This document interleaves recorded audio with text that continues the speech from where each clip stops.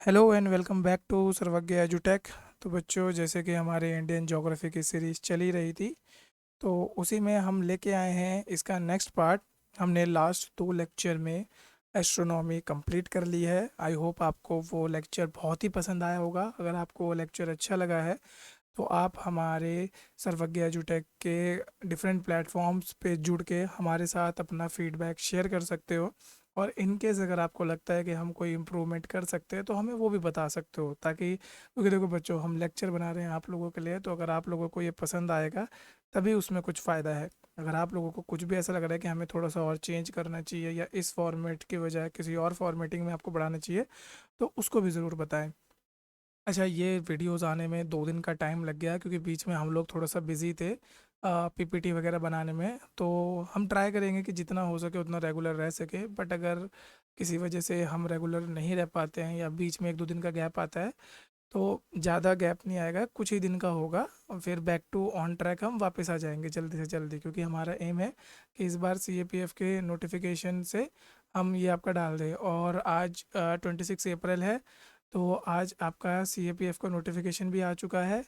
तो I hope आपने वो वीडियो भी देख ली होगी, क्योंकि हम उसके लिए भी एक वीडियो लेके आ चुके हैं जिसमें हमने आपको पूरा बताया कि सीएपीएफ के नोटिफिकेशन में क्या क्या चीज़ें हैं। क्लियर? तो चलते हैं, अपने टॉपिक की शुरुआत करते हैं सबसे पहले। तो आज के टॉपिक में जो हम बात करने जा रहे हैं that is about latitudes and longitudes. देखो ये होते क्या हैं, अगर आप बात करें, ये क्या होती हैं, एक तरह की इमेजिनरी लाइंस होती हैं जो आपके ऑल ओवर द अर्थ हमने बनाई है। अब देखो, इसमें ऐसा कुछ पर्टिकुलर है नहीं कि ये कहाँ पर है कहाँ पर नहीं है। इसके बारे में भी बहुत सारी थ्योरीज प्रेवलेंट हुई थी कि किस किस तरीके से अर्थ को डिवाइड करा जाए। क्योंकि अगर आप बात करें तो अर्थ के शेप को लेके भी ना बहुत सी थ्योरीज यहाँ पे प्रोपेलेंट हुई थी। जैसे एक मैं अगर आपको किस्सा सुनाऊँ, कि आज भी एक बहुत बड़ा तबका ऐसा है इस पूरी दुनिया में जो ये मानता है कि दुनिया आज भी फ्लैट है। इसे बोलते हैं हम फ्लैट अर्थ कॉन्फ्रेंस या फ्लैट अर्थ कमीशन, ऐसे करके एक ग्रुप है। और ये सीरियसली एक्चुअली में ये प्रोपागेट कर रहे हैं कि शायद आज भी हम पूरी दुनिया गलत है, कि अर्थ फ्लैट नहीं है। तो ये आपको ध्यान रखना है। तो सबसे पहले तो लोगों को यही मानना था कि आपका अर्थ क्या है, फ्लैट है। उसके बाद आपके आए गैलीलियो, उन्होंने बताना शुरू करा कि नहीं भैया, अर्थ फ्लैट नहीं है, earth is of spherical shape, ध्यान रखना स्पेरिकल शेप। बट फिर जैसे ही मॉडर्न इक्विपमेंट्स आए, मॉडर्न सेटेलाइट्स आना शुरू हुई, हम लोगों ने जितना रिसर्च करा तो उसके बाद हमें पता लगा कि earth is not spherical, not flat, it is of geoid shape.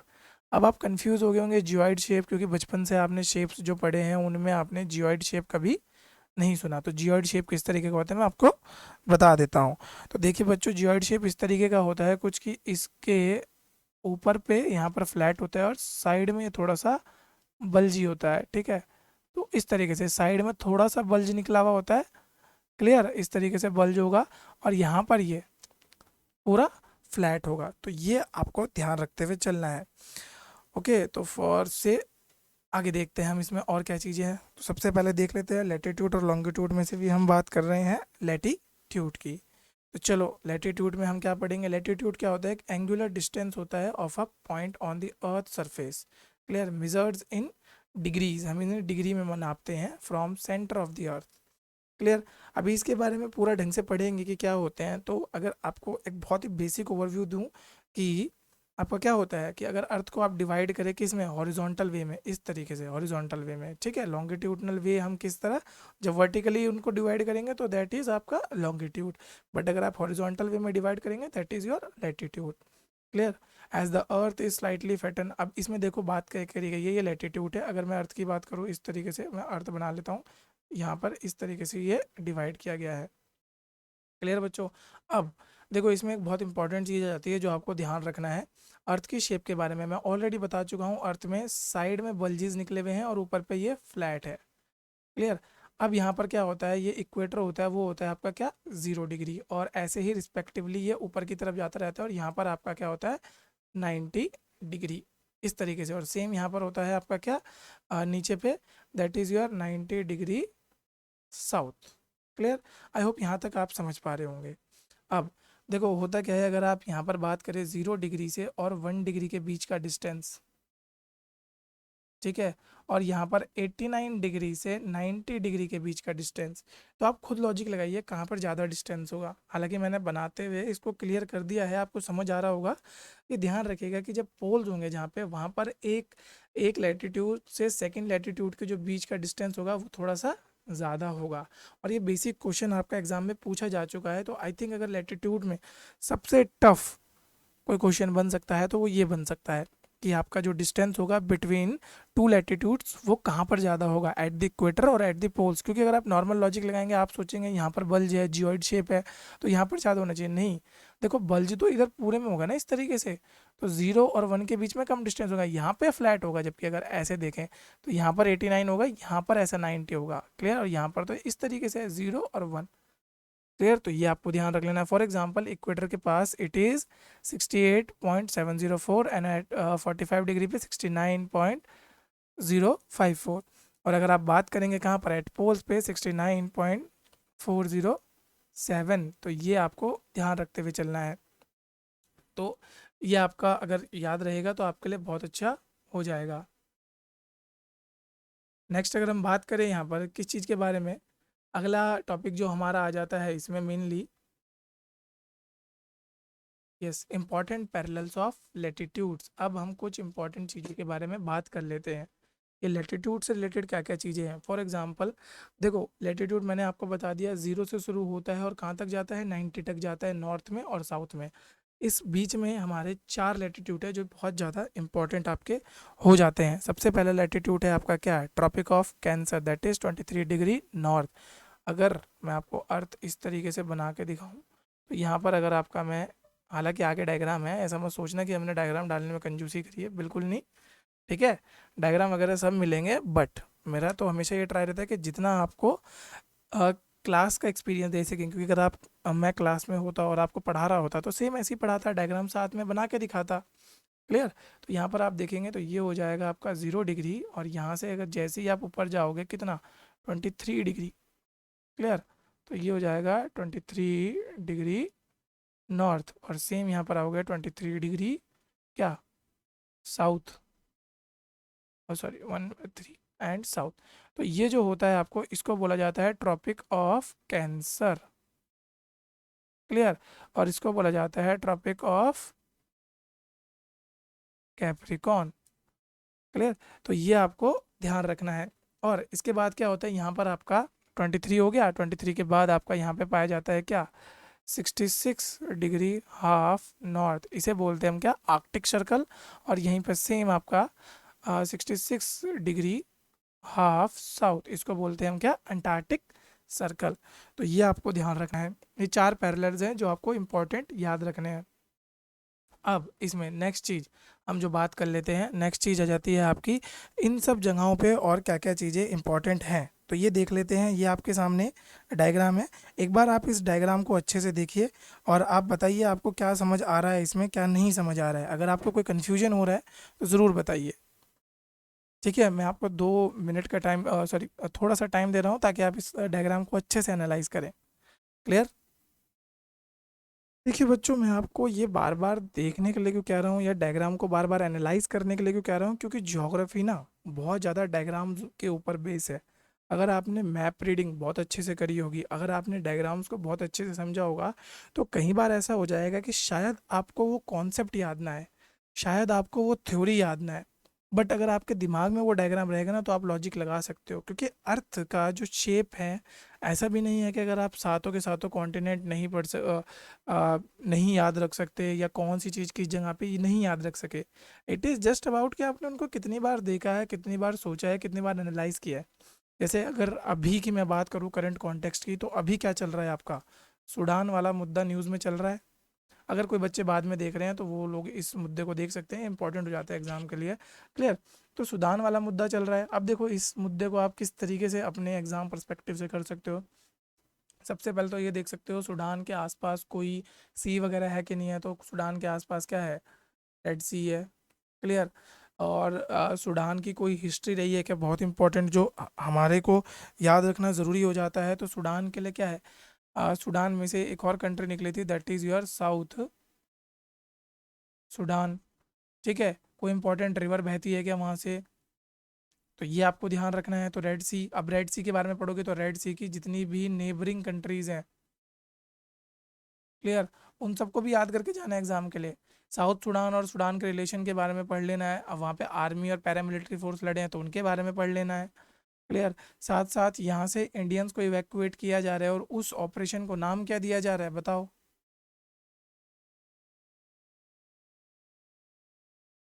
Operation Kaveri, clear. अच्छा, आप एक चीज़ देख पा रहे होगे, अब एक ट्रेंड सा हमने देखा है कि जितने भी ये ऑपरेशन हो रहे हैं उनमें हम रिवर्स के नाम बहुत ज़्यादा यूज़ कर रहे हैं। अब जैसे आपका एक हुआ था ऑपरेशन गंगा, तो ये आप लोगों के लिए एक तरीके से ये समझ लो एक एक्सरसाइज है जिसमें आपको ये पता लगाना है कि ऑपरेशन गंगा कौन से देश से इवैक्यूएट करने के लिए हुआ था, ठीक है। तो अब आपके सामने क्या हो गया, जैसे गंगा थी, अब गंगा के ऊपर क्वेश्चन पूछे गए हैं, right bank tributary, left bank tributary, ऐसी कावेरी न्यूज़ में आएगी तो कावेरी के बारे में पढ़ लेना, क्लियर। तो इतना तो आप लॉजिक लगा सकते हो। ये है थोड़ा सा आपकी पढ़ाई को किस तरीके से आपको लिंक करना है, किस तरीके से लेके चलना है, तो इसमें ध्यान रखना है। तो ये आपने देख लिया होगा, तो इसमें अगर और कुछ है तो इम्पोर्टेंटली मैं बता देता हूँ। जैसे 0 डिग्री जो ये है आपका यहाँ पे, ठीक है, ये जो 0 डिग्री आपको दिख रहा है ये वाला पॉइंट, ये वाला हो गया आपका इक्वेटर। ये आपका इस जगह पे मैं अगर बनाऊँ ये वाला, यहाँ पे आ जाएगा आपका कहीं आपका 23 डिग्री हाफ आ जाएगा, क्लियर। अगर उससे ऊपर जाऊँ यहाँ मैं, यहाँ पे आपका क्या ये हो जाएगा 66 डिग्री हाफ नॉर्थ, और 23 का यहाँ, और सेम ऐसे ही आपका कॉरस्पॉन्डिंगली सदर्न हेमिस्फेयर में भी हो जाएगा। नेक्स्ट अगर आप देखोगे यहाँ पे ये लॉन्गिट्यूड की बात कर रहा है, तो 0 डिग्री को यहाँ पे इक्वेटर बोलते हैं। यहाँ पे क्या बोला जाता है, यहाँ पे इक्वेटर नहीं बोल सकते हम, क्या बोलते हैं, प्राइम मेरिडियन। तो ये आपको ध्यान रखना है। और इसमें इंपॉर्टेंट पैरेलल्स देख लेते हैं, जैसे कि इंपॉर्टेंट पैरेलल से रिलेटेड कुछ चीज़ें हैं कि इन पैरेलल्स में और क्या क्या होता है। तो सबसे पहले हम बात करेंगे टॉरिड जोन की। अब ये होता क्या है, देखिए बच्चों, मैंने आपको बता दिया था किसके बारे में, एक सेकंड पीछे मैं आपको दिखा देता हूँ। देखो, Tropic of Cancer and Tropic of Capricorn की। अब यहाँ पर आपको समझना क्या है वो समझ लेते हैं हम एक बार यहाँ पर देख के। तो ये देखो, हमें यहाँ पर इसको लेके चलना है विद द रेफरेंस ऑफ सन, ठीक है। ये आपके सन है, क्लियर। अब यहाँ पर आपका अर्थ है, अब ये आपका अर्थ हो गई, क्लियर। ये हो गया आपका ट्रॉपिक ऑफ कैंसर, और ये हो गया आपका ट्रॉपिक ऑफ कैप्रिकॉर्न, ठीक है। तो ये हो गया आपका कैंसर वाला, ट्रॉपिक ऑफ कैप्रिकॉर्न। अब देखो यहाँ पर क्या होगा, हर समय ना सन आपके ऊपर नहीं हो सकता, मतलब आपके ऊपर यानी कि ओवरहेड नहीं हो सकता। तो सन की जो रेज है ना उनकी भी एक लिमिट होती है कि वो पर्टिकुलरली राइट एंगल पे कहाँ पे जाएगी, स्लैंटेड कहाँ पे जाएगी। तो अगर आप बात करो, ठीक है, ट्रॉपिक ऑफ कैंसर और ट्रॉपिक ऑफ कैप्रिकॉर्न के बीच में एक ऐसा जोन बनता है जहाँ पर साल के एक ना एक टाइम सन क्या होगा, ओवरहेड होगा। यही है टॉरिड जोन की डेफिनेशन, क्लियर। यानी कि ट्रॉपिक ऑफ कैंसर और ट्रॉपिक ऑफ कैप्रिकॉर्न के बीच में साल में एक ना एक समय ऐसा जरूर होगा कि जो जब सन आपके ओवरहेड होगा। अब यहाँ पर एक कॉन्सेप्ट आपको और ध्यान रखना है, यानी कि जब सन बिल्कुल ओवरहेड होगा तो क्या वहाँ पे शेडो कैसी बनेगी, सोचो। और मैं ये क्यों बता रहा हूँ, क्योंकि रिसेंटली आपका इंडिया के कुछ स्टेट्स में देखा जा रहा है क्या, नो शेडो जोन। हालांकि मेरे दिमाग में आ रहा था कि मैं इनको आपको शॉर्ट्स बना के समझाऊं, बट फिर मैंने सोचा कि जब मैं ज्योग्राफी पढ़ा रहा हूं तो उसी में इसको इंडल्ज कर लेता हूं, क्योंकि आई थिंक कॉन्सेप्ट पढ़ते हुए इन चीज़ों को समझना ज़्यादा इजी हो जाएगा इन कंपैरिजन टू मैं 60 सेकंड की आपको एक वीडियो में उसको समझाऊं, क्लियर। और इसके लिए अलग से 5 मिनट की वीडियो बनाना मेरे को नहीं लग रहा था कि उतना ज़्यादा रेलेवेंट हो जाएगा, क्योंकि मैं जब यहाँ पर पढ़ा रहा हूँ तो इसी में इंक्लूड कर देता हूँ। तो यहाँ पर समझो, जब आपका ओवरहेड होगा तो आपका फॉर एग्जांपल आपकी, आप इस तरीके से खड़े हो, अब बिल्कुल सन यहाँ पे है तो परछाई आपकी यहाँ पे बनेगी, जो कि अगल बगल नहीं फैलेगी, तो यानी कि उसी को बोल देते हैं हम नो शेडो जोन, यानी कि शेडो दिख ही नहीं रही है, क्लियर। तो ये आपको ध्यान रखना है। तो ये नो शेडो जोन हो गया, या फिर जो आपका सन रेज होंगी वो डायरेक्टली इस तरीके से, मतलब सीधा कहाँ पड़ती हैं, ऑन दी या फिर between the Tropic of Cancer and Tropic of Capricorn. तो ये आपको अच्छे से ध्यान रखते हुए चलना है, ठीक है। तो ये आपको ध्यान रखना है। The mid day sun is exactly overhead at least once a year on all the latitudes between the Tropic of Cancer and Tropic of Capricorn. उसी चीज़ों को बस थोड़ा सा अच्छी इंग्लिश बना के हमने लिख दिया है। Therefore this receive maximum heat. अब ये तो आप लॉजिक लगा सकते हो, इसमें कोई ऐसी बड़ी बात है नहीं, लॉजिक नहीं लग सकता जैसे कि। ठीक है, तो आगे बात कर लेते हैं हम टॉरिड जोन की। सॉरी, टॉरिड जोन के अलावा और कौन कौन से जोन होते हैं। नेक्स्ट इज हो जाता है टेम्परेट जोन। अब सेम वही टेम्परेट जोन क्या होता है। ठीक है, टेम्परेट जोन क्या होता है आपका, ट्रॉपिक ऑफ कैंसर से लेके आर्कटिक, आर्कटिक सर्कल के बीच का ये जो जोन होता है। ठीक है, और सेम कोरस्पॉन्डिंग क्या हो जाता है यहाँ पर, ट्रॉपिक ऑफ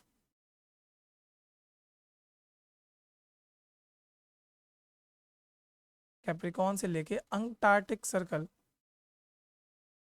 के बीच में आपका क्या आ जाता है, टेम्परेट जोन आ जाता है। क्लियर, तो ये आपको ध्यान रखना है। अब यहाँ पर आप खुद लॉजिक लगाओ, मैक्सिमम हीट वहाँ हो रही थी, अब यहाँ पर क्या होगा। यहाँ पर दो तीन चीज़ें आपको अच्छे से याद रखनी है।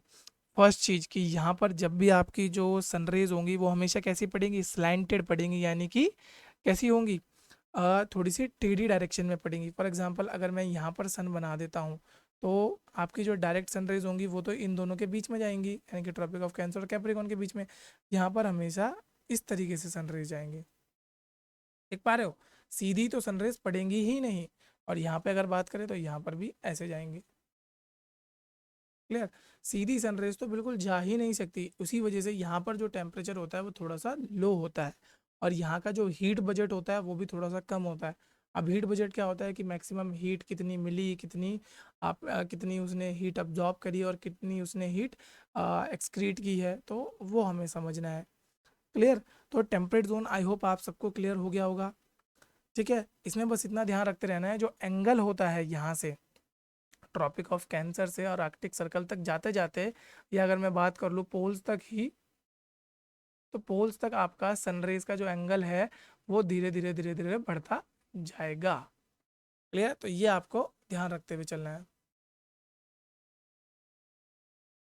नेक्स्ट, इसमें फ्रिजिड जोन की जो बात हो रही है, अब देखो फ्रिजिड जोन वही सेम आखिरी चीज क्या बच जाती है हमारी, कौन से दो सर्कल बच गए, आपका आर्कटिक सर्कल से लेके पोल्स, नॉर्दर्न पोल, और अंटार्कटिक सर्कल से लेके सदर्न पोल। ये देखो यहाँ लिखा भी आर्कटिक सर्कल और नॉर्थ पोल और नदर्न हेमिस्फेयर में, और अंटार्कटिक सर्कल साउथ पोल किसमें, सदर्न हेमिस्फेयर में।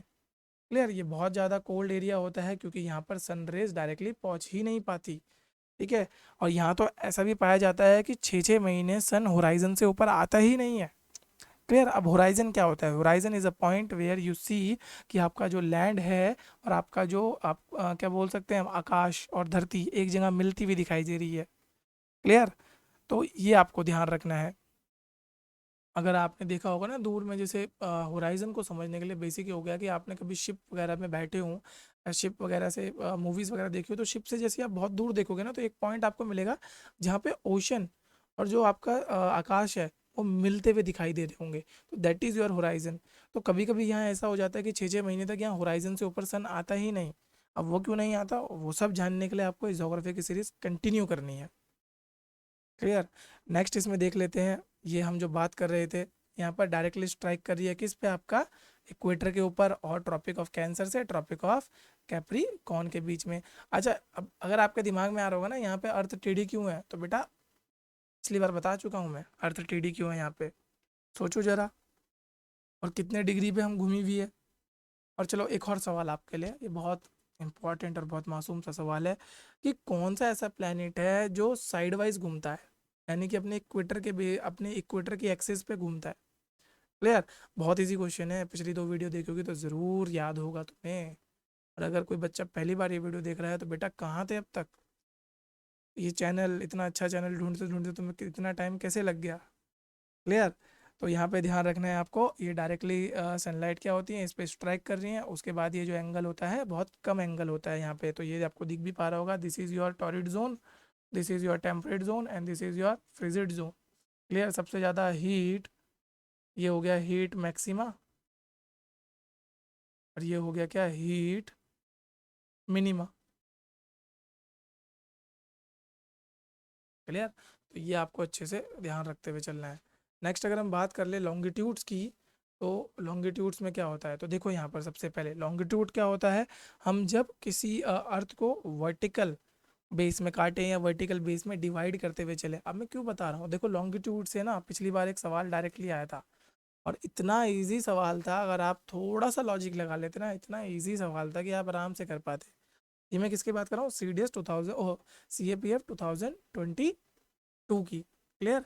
इतना इजी सवाल था, बस थोड़ा सा पढ़ना था और बहुत इजीली हो जा रहा था वो।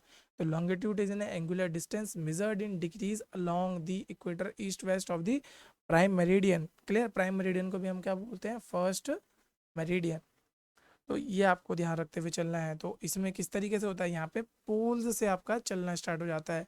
अब ये जो प्राइम मेरिडियन है, या इसको बांटना शुरू कब से किया गया था, तो इसको हमने जो बांटना शुरू किया गया था, या हम बोलें इसका जो फाइनल डिसीजन था, that is in 1884 by the international agreement. Clear. अब जीरो मेरिडियन हमने चूज़ कर लिया था कहाँ पे, Royal Astronomical Observatory at Greenwich near London. देखो उस समय इंग्लैंड बहुत ब्रिटिश एम्पायर ये बोलते थे जिसके लिए कि the sun never set for British Empire. अब ऐसा नहीं कि ब्रिटेन में कभी सूरज ढलेगा ही नहीं, वो ब्रिटिश एम्पायर की बात कर रहे थे कि इतना लार्ज एक्सटेंड है कि अगर पूरे 24 घंटों की बात करो तो उस एम्पायर में कहीं ना कहीं सन तो दिखेगा दिखेगा। क्लियर। तो जब हर चीज़ उनकी थी तो उन्होंने अपने वहीं पर क्या बनाया, 0 डिग्री यानी कि प्राइम मेरिडियन उन्होंने वहीं पे बनाया है। क्लियर। हम प्राइम मेरिडियन से किधर की तरफ जाते हैं, अब देखो लैटिट्यूड में तो हम ज़्यादा से ज़्यादा कहाँ तक जा पाए, 90 डिग्री तक।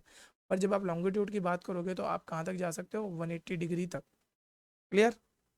तो ये आपको अच्छे से ध्यान रखना है कि इसमें आप 180 डिग्री तक जा सकते हो। अब इसमें देख लेते हैं, जैसे जैसे आप कहाँ पर जाते रहते हो, as the parallel of the latitude become shorter polewards so the meridian of the longitude with converge at poles and close narrow space. यानी कि जैसे हमने बात करी थी ना अभी लास्ट टाइम में कि लैटिट्यूड्स पे यानी कि इक्वेटर और 1 डिग्री के बीच में डिस्टेंस कम होता है in comparison to at the poles, तो वैसे ही यहाँ पर क्या होगा कि जो आपके पोल्स होंगे, देखो इस तरीके से अगर मैं अर्थ बनाऊँ तो यहाँ पे जो पोल्स होंगे ना, वहाँ पर ये सब क्या हो रहेंगे, कन्वर्ज हो रहे होंगे, लेकिन यहाँ पर इसमें डिस्टेंस ठीक ठाक होगा। देख रहे हो, वहाँ पर कन्वर्ज हो रहे हैं लेकिन यहाँ पर इसमें डिस्टेंस ठीक ठाक है। फिर ये इस तरीके से होना स्टार्ट हो जाएगा। मतलब मैं डायग्राम में उतना अच्छे से समझा नहीं पा रहा हूँ, बट आपको अभी आगे एक प्रॉपर डायग्राम दिखाऊंगा तो आपको समझ आ जाएगा। अच्छा, एक और बहुत इंपॉर्टेंट क्वेश्चन जो कि मोस्टली आपको बहुत कम बुकों में मिलेगा, ठीक है, क्योंकि इस चीज़ पे हाईलाइट नहीं करते। कभी कभी ना देखो यूपीएससी को क्या हो जाता है, वो जब घुसता है ना तो बहुत ज़्यादा टेक्निकल घुस जाता है। तो आप अगर ढूंढोगे भी ना आपको बहुत कम मिलेगा कि दो लॉन्गिट्यूड के बीच के इस डिस्टेंस को बोला क्या जाता है। क्लियर। तो इसको बोला जाता है गॉर्ज। तो इसको ध्यान रखना है, गौर ध्यान रखना है आपको, अगर कभी एग्जाम में आ जाए तो ये याद रखना है, क्योंकि बुकों में ये नहीं है, बहुत कम बुकों में आपको मिलेगा ये। ठीक है। और लॉन्गिट्यूड को ही हमने क्या नाप रखा है, एक हम बोल सकते हैं कि बेस लाइन ले रखी है हमने फॉर दी टाइम जोन्स के लिए। क्लियर। टाइम जोन्स बनाने के लिए हमने इसी को अपना क्या ले रखा है, एक तरीके से बेस लाइन ले रखी है। तो जो मैंने आपको बताया था ना, कौन सा वाला, रॉयल एस्ट्रोनॉमिकल ऑब्जर्वेटरी लंदन, उसी पे है आपका प्राइम मेरिडियन, और वहाँ पर हम क्या बोलते हैं, 0 डिग्री। 0 डिग्री। तो यानी कि पूरी दुनिया का टाइम नापा जाएगा तो 0 डिग्री के रेफरेंस में, और वहीं के टाइम को हम क्या बोलते थे, GMT। आपने सुना होगा ना, अगर आप में से कुछ बच्चे क्रिकेट मैच देखते हैं या फिर फुटबॉल मैच देखते हैं तो उन्होंने ज़रूर सुना होगा कि इतने बजे GMT पे, और उसके बाद वो कॉरस्पॉन्डिंगली बताते हैं कि उसी का सेम इतने बजे क्या मिलता है, IST पे। अभी बात करेंगे IST क्या होता है। क्लियर। तो ग्रीन मेरिडियन टाइम यानी कि उस समय आपका लंदन में क्या टाइम हो रहा होगा। फॉर एग्जांपल अगर मैं बात करूं, इंडिया इंग्लैंड की सीरीज चल रही है और इंग्लैंड में हो रही है, तो वो बोलते हैं कि 12 बजे GMT, तो यानी कि उस समय लंदन में 12 बज रहे होंगे। और अगर बोलते हैं कि 5.5 IST, तो यानी कि उस समय इंडिया में 5:30 बज रहे होंगे। क्लियर। तो ये आपको ध्यान रखते हुए चलना है। तो इसमें अब किस तरीके से लिया जाता है, जैसे आपको पता ही है कि हमारी अर्थ जियोइड शेप की है, तो यानी कि लगभग लगभग स्पेरिकल ही मान के चलते हैं। तो वो उसमें टोटल कितनी डिग्रीज होती हैं, 360 डिग्री। अब लॉन्गिट्यूड में देखो, और पूरे दिन में हमारे घंटे कितने होते हैं, 24 घंटे। तो हम थोड़ा सा यहाँ पे मैथ्स की ट्रिक्स लगाते हैं और ये पता लगाते हैं कि 1 घंटे में हमारी अर्थ कितनी घूम रही है और 1 मिनट में कितना रिवॉल्यूशन ले रही है। क्लियर? तो कंप्लीट रिवॉल्यूशन तो 360 का होगा, और वो कितने में होगा, एक सेकेंड, ये रिवॉल्यूशन नहीं होगा, कंप्लीट रोटेशन होगा ये यहाँ पे, ठीक है। तो ये कंप्लीट रोटेशन आपका कितने में हो रहा है, 360 डिग्री कितने में हो रहा है, 1 डे में होगा। तो 1 घंटे में वो कितने डिग्री जाएगी, 15 डिग्री जाएगी, और 1 मिनट में 4 मिनट, और 1 डिग्री में 4 मिनट होंगे आपके। क्लियर? तो अगर आप 0 से 1 जाते हो, यानी कि प्राइम मेरिडियन से 1 डिग्री तक जाते हो, तो आप 4 मिनट गेन कर लोगे। अब वो भी कैसे पता लगेगा, फॉर एग्जाम्पल देखो, अभी आगे डायग्राम डाला है, बट फिर भी समझने के लिए समझ लो। अगर मैं वर्ल्ड के मैप को ना ऐसे सीधे में खोल दूँ, ठीक है, तो यहाँ पर आपका ये हो जाता है 0 डिग्री, और इसको हम बोलते हैं प्राइम मेरिडियन या फिर GMT। अब इधर की तरफ हो गई क्या, ईस्ट डायरेक्शन, इधर की तरफ हो गई क्या, वेस्ट डायरेक्शन। अब देखो, इतना तो आप सभी को पता होगा कि सूरज कहाँ निकलता है। बताओ, सूरज कहाँ निकलता है? अरे तुम्हारी गलियों में तो सूरज निकलता ही निकलता है, लेकिन सूरज कहाँ से निकलता है, ये निकलता है ईस्ट से। तो सबसे पहले सूरज यहाँ निकलेगा। तो ऑब्वियसली जितनी भी ईस्टर्न कंट्रीज होंगी उनमें सूरज सबसे पहले निकलेगा। और द कंट्री ऑफ क्या बोलते हैं, द कंट्री ऑफ सनराइज, इस किसको बोला जाता है, सोचो किसको बोला जाता है। और उसी कंट्री के बारे में ये भी कहलाया जाता है कि वहाँ की जो पॉपुलेशन है वो सबसे ज़्यादा बूढ़ी हो चुकी है। तो अगर ये बूढ़ा सुनने के बाद आप लॉजिक लगा पा रहे हो, तो या that is Japan. The country of sunrise बोला जाता है आपका जापान को। चलो, अब बात करते हैं, तो सन यहाँ पे निकलेगा, तो ऑब्वियसली हम ये देख सकते हैं कि अब यहाँ पर क्या होगा, यानी कि ये कंट्रीज आगे चल रही होंगी, तो ऑब्वियसली ईस्ट की तरफ हम क्या कर देते हैं, प्लस कर देते हैं, और ढलेगा कहाँ पे, वेस्ट में। तो ढलना तो बाद में है, तो इधर को माइनस हो जाता है। तो जैसे जैसे आप इधर बढ़ते जाओगे वैसे वैसे प्लस होता जाएगा। तो यानी कि 0 से अगर आप 1 जाते हो, इतना गैप नहीं होता, बट मैं आपको बस बताने के लिए बता रहा हूँ। तो यहाँ पर कितने मिनट आप गेन कर लोगे, 4 मिनट। यानी कि जैसे आप इधर चलोगे तो आप क्या करोगे, टाइम को गेन करोगे, इधर चलोगे तो टाइम को लूज करोगे। अब कुछ बच्चे कंफ्यूज हो सकते हैं, सर इधर जा रहे हैं तो हम तो मतलब टाइम से आगे चले जाएंगे, तो गेन कैसे हो रहा है। देखो, समझो यहाँ पे लॉजिक समझो, गेन होने का मतलब आपका टाइम ज़्यादा हो जाएगा। समझ रहे हो? फॉर एग्जाम्पल, चलो इंडिया का एग्जाम्पल ले लेते हैं। इंडिया क्या है, 5.5 घंटे आगे है, ठीक है, तो 5.5 घंटे प्लस। अब कोई व्यक्ति है, वो यहाँ से यहाँ तक उसको जाना है, वो यहाँ पे 12 बजे है। क्लियर? 12 बजे निकला यहाँ से यहाँ के बीच में उसने कम से कम कितने, न्यू दिल्ली आना है, तो न्यू दिल्ली का जो लॉन्गिट्यूड होता है वो होता है आपका 77 डिग्री। क्लियर? अब ये मुझे कैसे पता है, क्योंकि मैं पूरा रिसर्च रिसर्च करके बैठा हूँ आप लोगों को समझाने के लिए। और लंदन से इंडिया के बीच का डिस्टेंस आपको, अगर नॉन स्टॉप फ्लाइट होगी, तो अराउंड अराउंड 8 आवर्स का पड़ेगा। ठीक है? तो अब यहाँ पर समझो, अगर कोई व्यक्ति ने 12 बजे फ्लाइट को बोर्ड किया है, तो 8 घंटे तो उसकी जर्नी ये हो गई, तो 12 + 8। क्लियर? तो कायदे से उसको कितने बजे उतरना चाहिए इंडिया में, सोचो। अगर ये दिन के 12 बजे की बात कर रहे हैं, तो कायदे से उसे 8 PM पे उतरना चाहिए, ठीक है। बट क्योंकि वो आगे आ चुका है, तो 8 घंटे जो उसके ट्रैवलिंग में खर्च हुए वो तो हुए, प्लस उसमें आप कितने लगा दो, 5.5 घंटे लगा दो। कंफ्यूज? पक्का कंफ्यूज तो नहीं हुए ना? अगर कंफ्यूज हो गए तो थोड़ा सा सब्र करो और दोबारा से समझो। 8 घंटे जो उसका ट्रैवल टाइम है वो तो उसका कहीं नहीं गया, पर वहां पर अगर 0 डिग्री के हिसाब से लगाएं तो 8 घंटे बाद 8 बजते। तो यानी कि लंदन में जब वो यहाँ पहुंचा होगा, तब लंदन में 8 बज रहे होंगे बेटा, लंदन में 8, समझ रहे हो।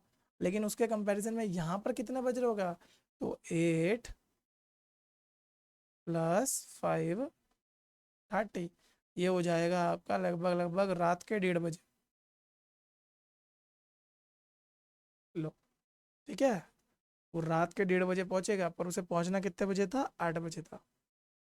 समझ रहे हो, ये जो टाइम गैप होता है। अब यहाँ पर देखो गेन कैसे हुआ, गेन कैसे हुआ, अब 8 बजे थे ना, पर टाइम कितना बच गया, 1 1:30 बज गया। तो यानी कि गेन ही तो हो गया आपके पास, वो टाइम ऑटोमेटिकली आपके पास आ गया। सेम अगर आप लंदन से सोचो अमेरिका जाते हो, क्लियर। लंदन से अगर अमेरिका जाते हो तो आई होप, मतलब मुझे एग्जैक्टली अब देखो इसका फिगर तो मुझे याद नहीं है, मैंने सिर्फ लंदन वाला एग्जांपल तैयार किया था, ठीक है। अब मैं इतना ज़्यादा एग्जांपल तो मैं भी नहीं तैयार कर पाया, पर जस्ट फॉर जनरल रेफरेंस मान लेते हैं कि हमारा लंदन से लेके अमेरिका के बीच में 3 घंटे लग रहे हैं, ठीक है, ट्रैवलिंग टाइम 3 घंटे लग रहा है। तो सेम वही कंडीशन, अगर ये 12 बजे बोर्ड करता है, ठीक है, तो 3 घंटे टाइम के हिसाब से उसको पहुंचना चाहिए 3 बजे, ठीक है, 3 बजे पहुंचना चाहिए जो ट्रैवलिंग टाइम है। पर 3 कहाँ के बज रहे होंगे, जीएमटी में।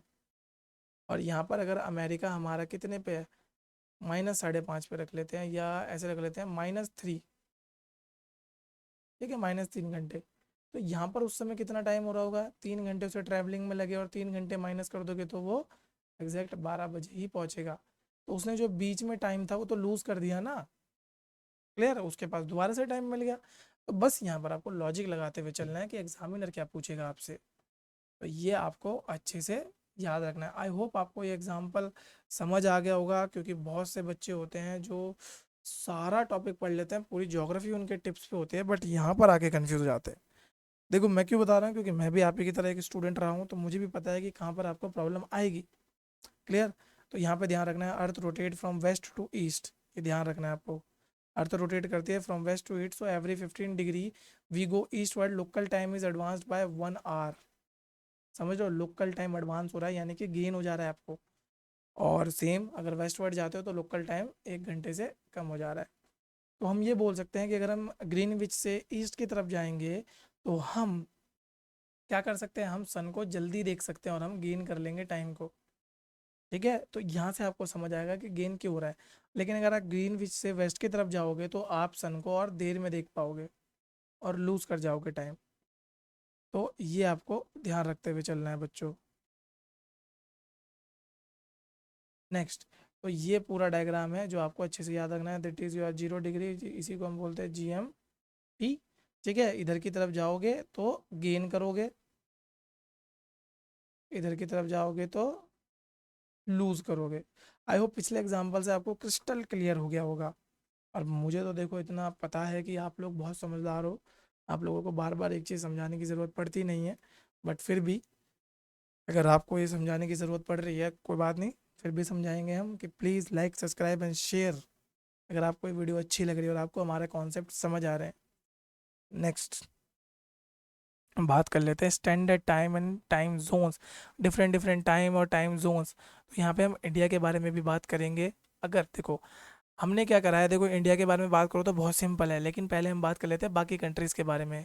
If each town working in the time to keep the time in notes meridian, then अगर देखो मान के चलो अगर हर किसी कंट्री को उनके मेरिडियन के हिसाब से दे दिया जाए टाइम, तो बड़ा कन्फ्यूजन हो जाएगा ना। क्योंकि समझो, इंडिया का अगर मैं लॉन्गिट्यूडनल एक्सटेंड बोलूँ तो आपको बहुत बड़ा है, समझ रहे हो, इंडिया का लॉन्गिट्यूडनल एक्सटेंड बहुत ज़्यादा है।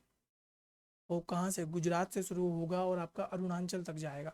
तो इस बीच में अगर आप हर पॉइंट पे हर एक मेरिडियन में 4-4 मिनट ऊपर नीचे करते रहोगे, तो ये समझ लो कि अगर मान के चलो किसी व्यक्ति को ऋषिकेश से दिल्ली जाना है, तो पहली बात तो उसका टाइम जो ट्रैवलिंग में जाएगा वो तो जाएगा जाएगा, फिर उसका जो टाइम ये 4 मिनट की कितने डिग्री आ गया मैं, और 4 मिनट फिर 5 मिनट या 15 डिग्री चल गया तो 1 घंटा बढ़ गया, इतना कन्फ्यूजन हो जाता। समझ रहे हो, मान के चलो आपका सेंटर देहरादून नहीं पड़ा, या फिर आपका सेंटर, जो बच्चे दिल्ली में ये वीडियो देख रहे होंगे तो वो अगर दिल्ली में ही उनका सेंटर पड़ रहा है, पर अब उन बच्चों को अपने गांव जाना है, फॉर एग्जांपल बिहार जाना है, यूपी जाना है, तो कितना कन्फ्यूजिंग हो जाता हो तुम्हारे लिए। सोच रहे हो कि अगर कोई बच्चा मान के चलो आरा डिस्ट्रिक्ट का है, तो दिल्ली से निकला वो बच्चा 12 बजे, और आरा डिस्ट्रिक्ट पहुंचते पहुंचते भी 12 ही बज रहे हैं, क्योंकि ईस्ट में जा रहा है ना, तो 12 ही बज रहे, तो वो तो कन्फ्यूज आ जाएगा कि अब ट्रेन का टाइम क्या हो, तो हमारा पूरा कन्फ्यूज जाता है। तो इसलिए हमने क्या करा है, एक पर्टिकुलर मेरिडियन चुना है और उसको टाइम जोन डिक्लेयर कर दिया है। पर कुछ कंट्रीज इतनी बड़ी होती हैं कि वो एक पर्टिकुलर टाइम जोन पूरी कंट्री में नहीं चला सकती, क्योंकि अगर उस पर्टिकुलर टाइम जोन के हिसाब से चले तो जो ईस्ट साइड में उसका रीजन होगा या ईस्ट साइड के जो स्टेट होंगे वहाँ पर सनसेट तो जल्दी हो जाएगा। और ये प्रॉब्लम इंडिया के साथ भी आ रही है, अभी धीरे धीरे देखने को मिल रहा है, क्लियर। उसके लिए भी एक कॉन्सेप्ट है जो मैं आपको बताऊंगा, वो भी आपको याद रखना है। तो इस तरह की डिफिकल्टीज ना हो, तो सबने क्या ले लिया है कि स्टैंडर्ड टाइम ले लिया है सभी कंट्रीज ने। अब वो कितना कितना है, तो जो लार्ज कंट्री है सच एज आपका कनाडा, यूएसए, चाइना, यूएसएसआर, इन लोगों के लिए ना एक सिंगल टाइम जोन लेना बहुत मुश्किल हो जाता। ठीक है, अगर सिंगल टाइम जोन लेते तो प्रॉब्लम वही हो जाती है ना। फॉर एग्जांपल यूएसए की बात करें तो कैलिफोर्निया हो गया आपका बिल्कुल वेस्टर्न साइड में, और न्यू जर्सी हो गया आपका बिल्कुल ईस्टर्न साइड में। अब अगर हम कैलिफोर्निया के हिसाब से टाइम जोन लेने तो कैलिफोर्निया में अगर सुबह के 6 बजे, तो तब तक तो वहाँ पर दोपहर निकल चुकी होगी ना आपके न्यू जर्सी में। पॉइंट को समझ रहे हो आप मेरे? ठीक है, क्योंकि टाइम जोन लेंगे तो पूरे कंट्री में एक ही टाइम चलाना पड़ेगा। फॉर एग्जांपल कैलिफोर्निया में सनराइज हमने मान लिया कि सनराइज हुआ तो 6 बज गए, पर उससे पहले ऑलरेडी न्यू जर्सी में सनराइज हो चुका होगा, इवन दोपहर हो चुकी होगी वहाँ। तो वहाँ पर दोपहर में 6 बजेंगे क्या? तो इस प्रॉब्लम को काउंटर करने के लिए उस कंट्री में मल्टीपल टाइम जोन रखे गए। तो ये चीज़ आपको देखने को मिल जाती है। जैसे कनाडा और यूएस, इसमें क्या होते हैं आपके 5 टाइम जोन्स हैं। क्लियर, ये आपको ध्यान रखना है। तो ऐसे ही आपका एसएसआर था, यानी कि यूएसएसआर, सॉरी यहाँ पे एसएसआर नहीं है, यूएसएसआर था। इसके आपके 11 टाइम जोन्स थे उसके डिस्टिंग्विशन होने से पहले। पर अभी जो आपका रशिया है उसके कितने टाइम जोन्स हैं? 9 टाइम जोन्स हैं। चलो आपके लिए एक छोटा सा सवाल, ठीक है, कौन सी कंट्रीज है जिसके सबसे ज़्यादा टाइम जोन है? और आई एम डेफिनेटली श्योर कि आप शॉक में आ जाओगे। ठीक है, हालांकि इसमें एक छोटा सा मैं आपको दे दूं कि जब सर्च मारोगे ना, गूगल सर्च, मैं नहीं बता रहा हूँ इसे, गूगल सर्च मारना, और जब मारोगे तो ये चीज़ जरूर लिख लेना ना कि maximum time zone in mainland और maximum time zone overseas. Clear, overseas को भी मिला के तो आप शॉक हो जाओगे। एक छोटी सी कंट्री है, सबसे ज़्यादा टाइम जोन उसके हैं, बहुत छोटी सी कंट्री है। क्लियर, तो ये आपको ध्यान रखते हुए चलना है। नेक्स्ट, जो हम बात कर ही रहे थे कि जो स्टैंडर्ड टाइम जोन है, देखो टाइम जोन अक्रॉस रशिया तो कितने सारे टाइम जोन में है, तो फॉर एग्जांपल 1 2 3 4 5 6 7 8 9, तो देख तो लो, कंट्री का एक्सटेंड भी तो उतना ही बड़ा है। ठीक है, तो ये आपको ध्यान रखते हुए चलना है। नेक्स्ट, अगर हम बात करें इंटरनेशनल डेट लाइन की, तो इंटरनेशनल डेट लाइन क्या होता है? देखो अभी हम टाइम की बात कर रहे हैं तो आपको इतना तो समझ आ गया होगा, जहाँ टाइम की बात होगी वहाँ पे डेट की बात भी ऑटोमेटिकली आ जाएगी। क्योंकि एक ना एक पॉइंट तो आएगा ना, 12 घंटे के बाद या 24 घंटे के बाद आपका डेट चेंज होएगा होएगा। क्लियर, तो जैसे ही ट्रैवलर क्या होता है, ईस्ट वर्ड जाता है ग्रीनविच टाइम से, जब तक वो कहाँ नहीं रुक जाता, 180 डिग्री ईस्ट। ठीक है, एक सेकंड में आपको पीछे मैप में लेके चलता हूँ। अब यहाँ पर देखो, ये देख रहे हो, this is your GMT zero, यहाँ से यहाँ तक 180 डिग्री ईस्ट तक। तो यहाँ तक तो देखो टाइम बढ़ता जाएगा बढ़ता जाएगा, फिर यहाँ ज़ीरो होगा, और यहाँ पर हो जाएगा आपका क्या, +12। अब जैसे ही वो इस जगह पहुँचेगा या इसको क्रॉस करेगा, वो क्या होगा, वहाँ पे डेट चेंज हो जाएगी। क्योंकि अभी तो हम इसे फ्लैट में देख रहे हैं, पर यहाँ पर क्या है, अर्थ गोल है, मतलब सॉरी जियोइड शेप की है, तो ये आपका राउंडेड फिगर। क्लियर, समझ पा रहे होंगे ना मैं क्या बोल रहा हूँ? ये वाला पॉइंट आपका इस वाले पॉइंट से जुड़ा हुआ है। क्लियर, तो यहाँ पहुँचेगा तो वो बंदा समझ लो यहाँ पे 180 डिग्री ईस्ट यहाँ पर है, तो यहाँ पर पहुँच गया वो। अब जैसे ही वो यहाँ से यहाँ जंप मारेगा, वो कौन से जोन में पहुँच गया, -12। -12 और +12 के बीच में टोटल टाइम का डिफरेंस कितना है जरा बताओ? -12 और +12 के बीच में कितना टाइम का डिफरेंस है? It is around 24 hours. Clear, ये 24 आवर्स के लगभग का है, तो तभी यहाँ पर आप समझ सकते हो कि डेट भी चेंज हो जाएगी, क्योंकि 24 आवर्स के बाद ही आपकी क्या होती है, डेट चेंज होती है। ये आपको ध्यान रखना है। तो सेम आपका अपोजिट हो जाएगा, अगर आप 180 डिग्री वेस्ट में, और 180 डिग्री वेस्ट से आप किधर जाते हो और वेस्टवर्ड जाते हो, तो भी आपका पूरा का पूरा दिन में चेंज हो जाएगा। क्लियर, और जैसे ही आप इंटरनेशनल डेट लाइन को क्रॉस करोगे, आपका क्या होगा, एग्जैक्टली एक पूरा का पूरा दिन क्रॉस हो जाएगा, या तो वो गेन हो जाएगा या तो वो लूज हो जाएगा। आप समझना है यहाँ पे, ये बहुत इंपॉर्टेंटली समझना है। Traveller crossing a date line from east to west. Clear, यहाँ पर आप कंफ्यूज होगे, क्यों होगे? क्योंकि पीछे जो कॉन्सेप्ट पढ़ा और अब जो मैं आपको बताने जा रहा हूँ, इसमें थोड़ा सा आपको सिंक्रोनाइजेशन बिठाना पड़ेगा। क्लियर, और मैं आपकी हेल्प करूंगा सिंक्रोनाइजेशन बिठाने में। बस आपको क्या करना है, अगले 5 से 10 मिनट मुझको बहुत पेशेंटली और बहुत ध्यान से अपने ज्ञान चक्षुओं को खोल के सुनो जरा। 2। अब अगर आप ईस्ट से वेस्ट यानी कि यहाँ पर समझो, मैं बना देता हूँ आपके लिए, ठीक है, एक बार आपको बना के दिखा ही देता हूँ ढंग से। तो अब यहाँ पर समझिए आप, और मैं तो ट्राई करूँगा आपका कन्फ्यूजन क्लियर हो जाए, बट अगर आप नहीं ट्राई करेंगे तो कैसे होगा। ठीक है, this is 180 degree east and this is 180 degree west. अब देखो यहाँ पे ये 0 डिग्री, ठीक है, ये 0 डिग्री, जीएमटी दोनों मान के चलते हैं।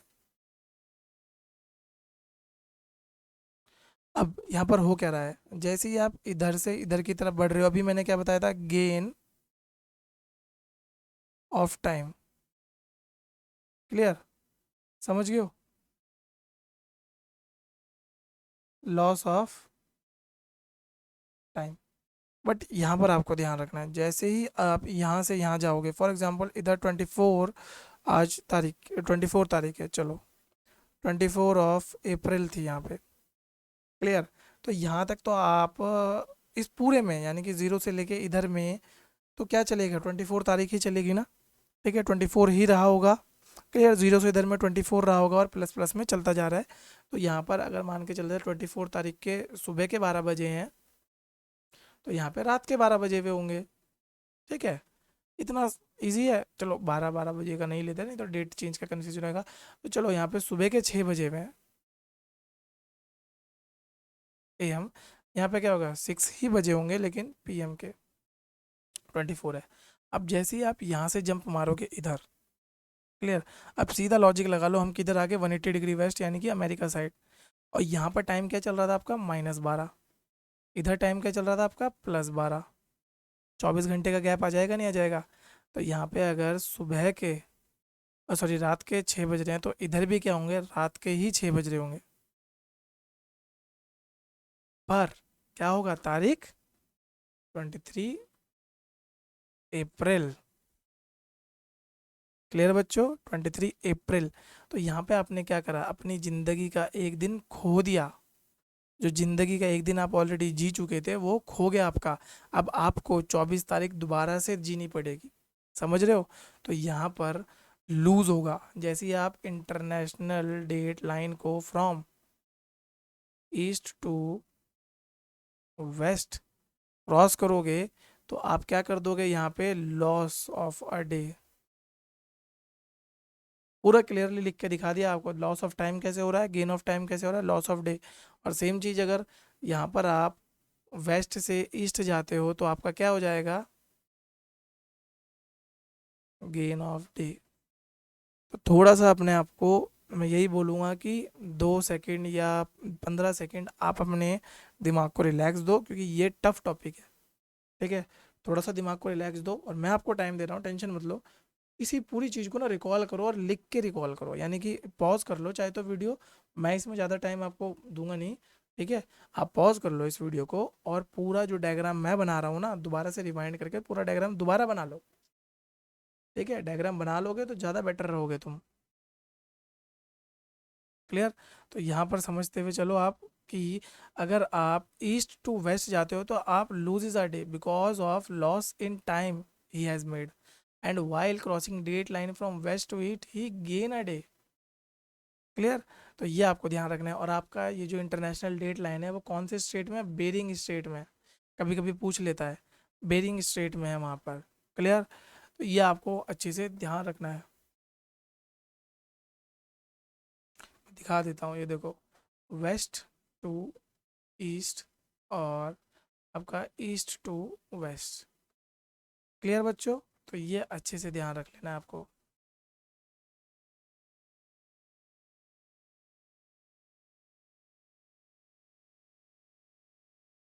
ओके, इंटरने इंडियन स्टैंडर्ड टाइम, ये अच्छे से याद रखना है आपको। Indian government has accepted the meridian 82.5, मैंने ऑलरेडी बताया आपको, इंडिया का जो एक्सटेंड है वो बहुत बड़ा एक्सटेंड है, क्लियर। क्योंकि दिल्ली का ही मैं आपको 77 बता चुका हूँ, 77 डिग्री ईस्ट, तो हमने क्या रखा है 82.5, वहाँ पर जो टाइम रहेगा उसी को पूरे इंडिया में माना जाएगा। तो उसी वजह से हम क्या है, +5 and 30 मिनट्स के लगभग आगे चल रहे हैं, किससे, GMT से। तो ये आपको ध्यान रखना है। ओके, तो ये आपका कहाँ पर पाया जा रहा है? ये आपका पाया जा रहा है कहाँ पर? इस पोजीशन में, और इस पोजीशन से कौन सा है? मिर्ज़ापुर, कालीन भैया वाला मिर्ज़ापुर। क्लियर? अगर पता है कौन है कालीन भैया, तो बेटा छोड़ो कालीन भैया को और पढ़ाई पे ध्यान दो, और अगर नहीं पढ़ता तो बेटा बस बहुत बढ़िया कर रहे हो तुम, तुम्हें कुछ नहीं पता इस दुनिया में, बस अपने एग्ज़ाम पे फोकस करो और काम करो अपना। नेक्स्ट हम चल लेते हैं, तो ये आपको देखना है तो अच्छे से देख ले लो। तो ये है 68 डिग्री ईस्ट से हमारा पूरा का पूरा लॉन्गिट्यूडनल एक्सटेंड है 97 डिग्री ईस्ट तक का। नेक्स्ट बात कर लेते हैं चाय बागान टाइम। देखो ये चाय बागान टाइम क्या है, इंडियन टाइम जोन बता दिया, अब ये चाय बागान टाइम क्या है, और ये हालांकि न्यूज़ में आया है। क्यों न्यूज़ में आया है मैं बता देता हूँ, प्रॉब्लम क्या हो रही है। देखो हमने जो टाइम लिया है वो मिर्ज़ापुर के हिसाब से, यानी 82 डिग्री हाफ ईस्ट के हिसाब से लिया है, पर अभी मैंने बताया हमारा जो लॉन्गिट्यूडनल एक्सटेंड है वो कहाँ तक है, 97 डिग्री ईस्ट तक है। क्लियर? तो यानी कि 97 डिग्री ईस्ट पे सनराइज तो बहुत जल्दी हो जाता होगा, और सेम चीज़ आपका यहाँ पर 68 वालों के लिए भी प्रॉब्लम चल रही है। ठीक है? तो यहाँ पर सनराइज, अब यहाँ देखो कितने मिनट का डिफरेंस आ रहा है। चलो कैलकुलेट कर लेते हैं, 97 में से 68 माइनस करो जरा बच्चों, तो यहाँ पर हो गया 9, ये 29 डिग्री के लगभग का डिफरेंस आ रहा है। क्लियर? और इस 29 को हम मल्टीप्लाई कर देते हैं 4 से।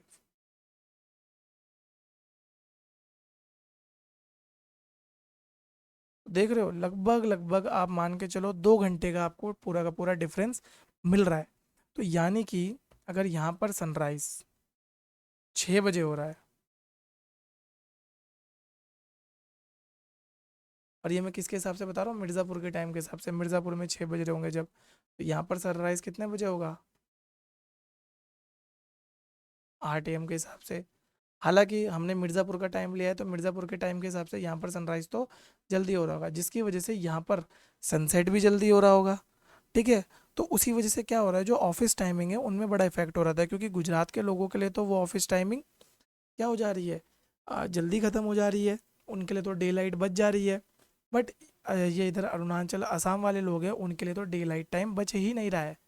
तो इसी के लिए हमने एक कॉन्सेप्ट ला रहे हैं क्या, डे लाइट सेविंग टाइम की बात कर रहे हैं, जिसमें कि हम जो ये नॉर्थ ईस्टर्न स्टेट्स हैं वहाँ पर 1 घंटा या 2 घंटा पहले वहाँ के हिसाब से ऑफिस टाइमिंग्स को शिफ्ट कर देंगे। क्लियर? अब यहाँ पर चाय बागान टाइम क्या है, चलो अपने बैक टू टॉपिक उसको डिस्कस करते हैं। चाय बागान टाइम क्या है यहाँ पे? देखो, चाय बागान टाइम के बारे में जब आप देखोगे तो चाय बागान टाइम में होता क्या था, क्योंकि ब्रिटिशर जब इंडिया में आए थे उन्होंने चाय की खेती करना बहुत ज़्यादा स्टार्ट किया।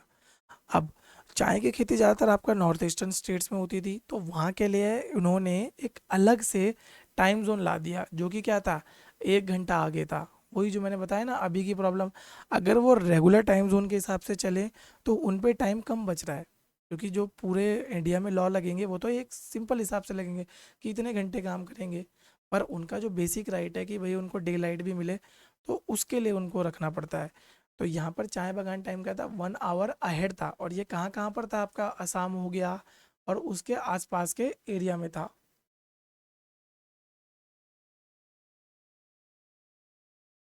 हालांकि after independence Assam along with the rest of India has been following IST for the past years. ठीक है?